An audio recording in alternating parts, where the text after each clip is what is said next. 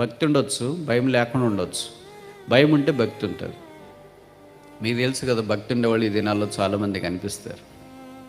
వాళ్ళకంటే మనం భక్తి ఏమి ఎక్కువ చేయలేము. వాళ్ళ భక్తి చాలా గొప్పదిగానే కనిపిస్తుంది. కానీ మనది భయంతో కూడిన భక్తి. భయం దేవుని యందలి భయం. బైబిల్లో రాసినారు కదా, మనుషుని భయం అనేది చాలా తక్కువ సార్లు రాశారు. దేవుని యందు భయం, ద ఫియర్ ఆఫ్ గాడ్ 100 సార్లు పైచిలుక బైబిల్లో రాయబడింది. అందుకనే ప్రపంచంలోని మహాజ్ఞాని సొలొమోను కూడా రాశాడు, యెహోవా యందు భయభక్తులు కలిగిండుట జ్ఞానంకు మూలం. దావీదు కూడా రాశాడు, పిల్లలారా నా దగ్గర రండి, యెహోవా యందు భయభక్తులు మీకు నేర్పేదం.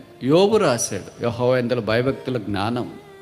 ఇలా గొప్ప గొప్ప భక్తులు దేవుని యందు భయము ప్లస్ భక్తి కలిగి ఉన్నారు. మనలో చాలామందికి భక్తి ఉండొచ్చు, కానీ దేవుని యందు భయం లేకపోవడం విషాదకరమైన సంగతి.